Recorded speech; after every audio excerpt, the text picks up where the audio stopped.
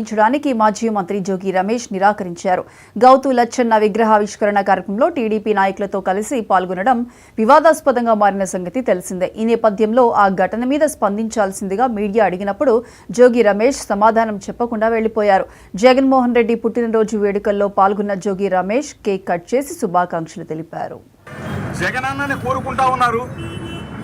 జగనన్న పరిపాలన ఏ విధంగా గుర్తు చేసుకుంటా ఉన్నారు మనందరం కూడా చూసాం. 6 నెలల్లో ఇప్పుడు వచ్చిన ప్రజాప్రతినిధులు ఏ విధంగా దోచుకు తింటా ఉన్నారో, ఏది వదలకుండా ప్రజల్ని పట్టి పీడిస్తున్నారో మనం చూసాం. మనం చెప్పట్లా, వాళ్ళ మీడియా వాళ్ళే చెప్తా ఉన్నారు. ఆఖరికి వాళ్ళ ముఖ్యమంత్రి చెప్తా ఉన్నాడు, దోచుకు తింటా ఉన్నారు, మీ జాతకాలన్నీ నా దగ్గర ఉన్నాయని చెప్పేసి స్వయానా ముఖ్యమంత్రి చెప్తా ఉన్నాడు.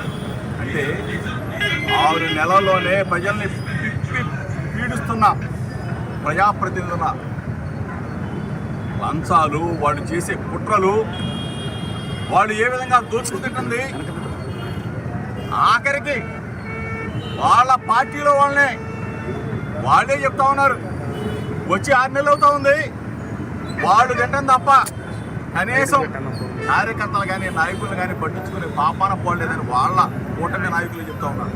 ఈ పరిస్థితుల్లో ప్రజలందరికీ భరోసా ఇస్తా ఉన్నాం. ఒక ప్రతిపక్షంగా తప్పనిసరిగా ప్రజలకి చేరువుగా ఉంటాం.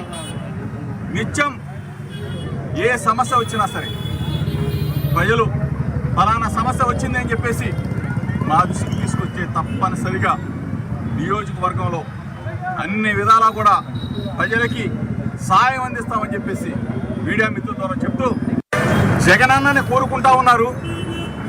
జగనన్న పరిపాలన ఏ విధంగా గుర్తు చేసుకుంటా ఉన్నారు మనందరం కూడా చూసాం. 6 నెలల్లో